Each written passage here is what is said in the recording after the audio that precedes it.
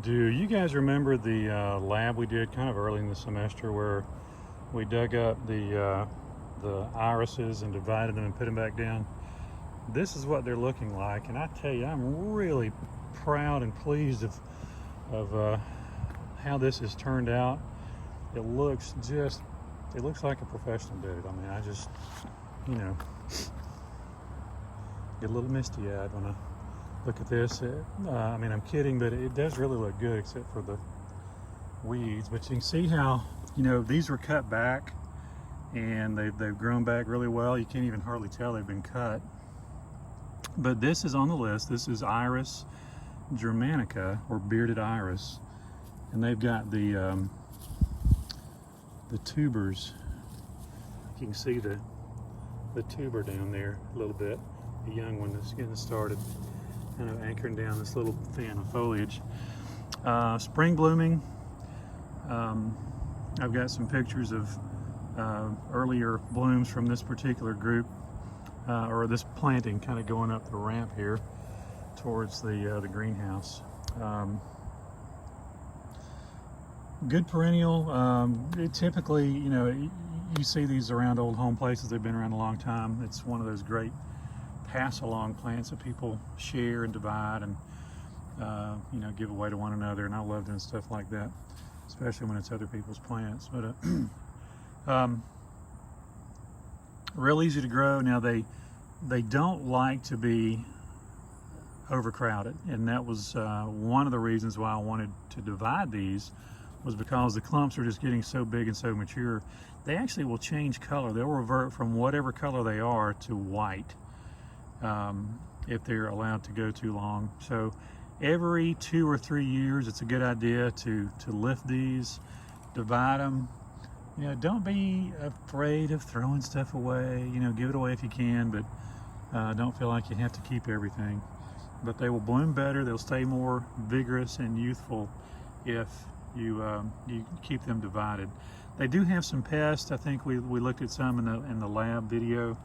There's some little beetle larvae and some wireworms that will actually bore into the tubers, the rhizomes, the potato-like roots, and do some damage. They don't like damp soil too much. They will rot if they're in a wet place. Like some of the other perennials we've looked at really like a wet place. These do not.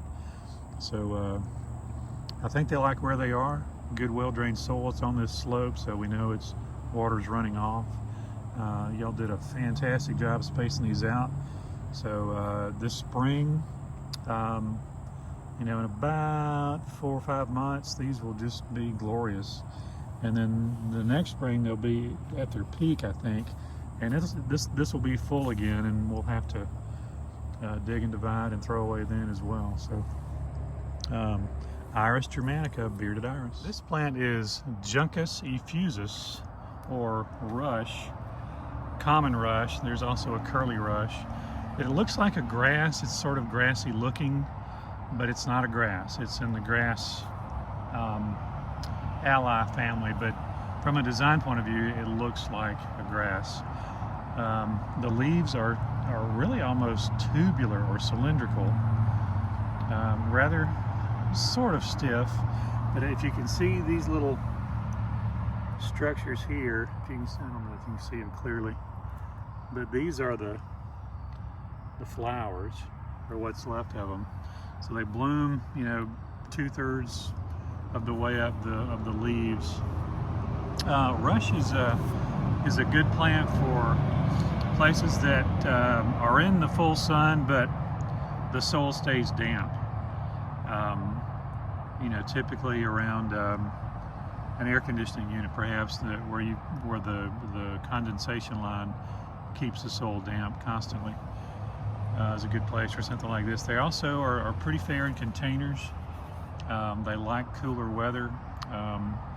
There's a curly rush where these leaves, instead of being straight like this, are just curled like a little pigtail. And they're a little bit more dramatic looking, but they don't have too many pests. But I don't know if you can see some of the brown in these leaves. The curly rush actually is worse than this. But keep them clean, and fresh looking, and they're not bad. But that's Juncus effusus, or common rush. This little beauty is Lantana, or Lantana camara. A great summer perennial. They really require warm soil, warm temperatures to get going. These are looking a little bit beat up because it's toward the end of the season. These are here at the college near the Circle Garden. This is probably a cultivar called New Gold, which is kind of trailing. There are other cultivars like Miss Huff, and there's some species Lantana that get, gosh, easily 4 feet tall and 8 or 10 feet wide. I remember as a young person when I did my college internship in Central Florida, the wild or common Lantana would grow up around the orange trees and the citrus groves, and the farmers would just bush hog them because it's just a weed, but they were very colorful weeds. And they were the pink and orange type that kind of transitioned from pink to orange as they age, with it all within one bloom. There's another common trailing type that's lavender that you may have seen in the videos of my mailbox garden, and the stems are a little bit more slender and more recumbent than these, so they weep more. Lantana is one of those things that's sort of deer proof, and if you could ever like crush one of these leaves and smell your hand, you would know why, because the leaves to me smell like diesel fuel. So I'm sure they're pretty pungent to the deer as well. But deer typically will have to nibble on something, get a taste of it before they know that they're not supposed to eat it. They don't know from Bambi stage that they're not supposed to eat stuff. They just have to learn it the hard way. So good sunny perennial, great for containers. This is kind of in a bedding situation, which is fine. In the wintertime, all this will die back and it just looks like a bunch of sticks. So my strategy for wintertime management is to cut it back, way back low, kind of ankle high, and mulch them kind of heavily. They can be subject to a little bit of winter damage. So if they're in like a north or a west exposure kind of thing, so they're not as protected by the rest of the environment. So that's Lantana camara, or just Lantana. I am back behind modular or mobile classroom number 9 on top of the retaining wall. We've got a planting here of lavender and trailing or creeping rosemary, the taller one. So we're looking at this lavender here. This is Lavandula bi-intermedia. Phenomenal. Phenomenal is a cultivar name. Now, if you'll notice on the plant list, it says Lavandula X. Well, when you're saying that X indicates a hybrid, like a cross between. So it's pronounced bi, Lavandula bi-intermedia.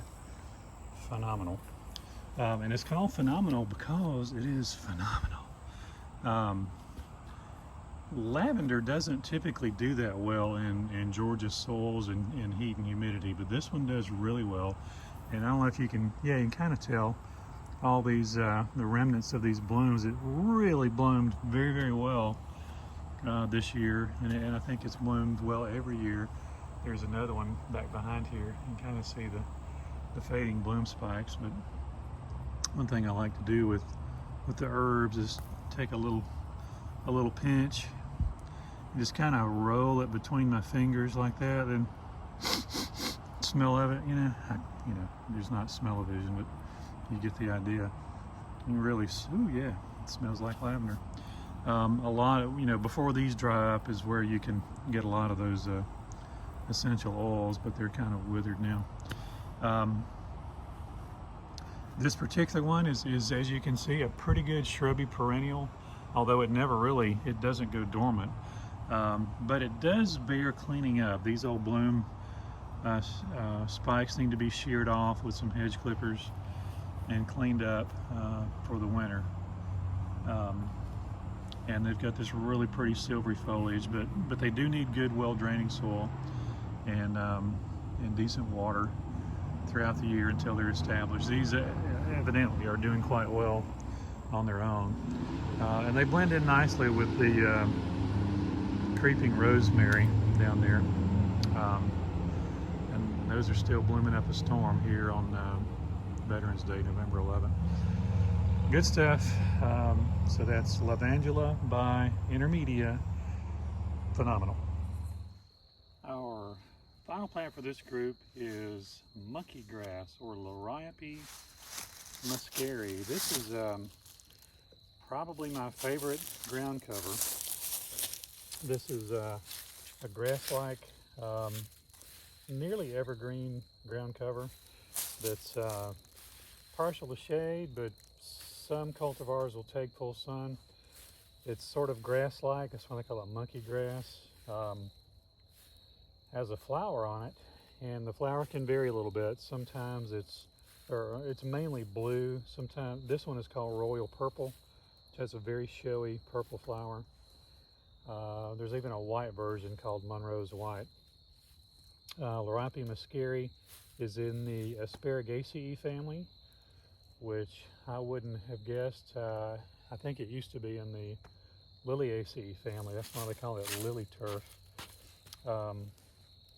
But this batch happens to be some that I rescued from a construction site, and I'm going to divide it. So I thought I'd go through how to propagate this. This has already been dug, and you see this big clump. So when you go to divide this, and this is very easy to divide, what you'll end up with is several of these little individual plantlets that in the nursery trade are called bibs. And what you want to end up with is a clump that's 3 to 5 bibs per clump, and that makes a suitable size to plant out. So I wanted to take a minute and show you how you would divide a mature clump like this. So it's real delicate. You just gently cut through the middle of it, divide it in half, and you can see what you've got left. And you see how this kind of grows in a clump, and these rhizomes go rather deep. So once you get it cut in half, you gently cut it again, and then maybe, you see that's probably more than what I want. I can probably cut that in half easily. So I'm going to be truly a little bit more gentle, find my spot, and just kind of go through it that way. And then you would clean this up. Honestly, you don't want to plant it with all this old foliage. The roots are okay, but we can clean this old foliage up. So then that is a plantable clump. It's probably 4-ish good bibs. Some of that doesn't look great, but it's very vigorous. That'll grow well, and you know, you can imagine processing this whole group. You'll get several hundred divisions, but that's how you divide Liriope or monkey grass. Now, I understand that there's some controversy about how you pronounce the name. Some people say Liriope, some people say Liriope, and you know, I won't say one's right or one's wrong, but I prefer Liriope because I think that's truer to the Greek method of pronouncing Greek words, or actually Latin words. But Liriope muscari, monkey grass, another good one.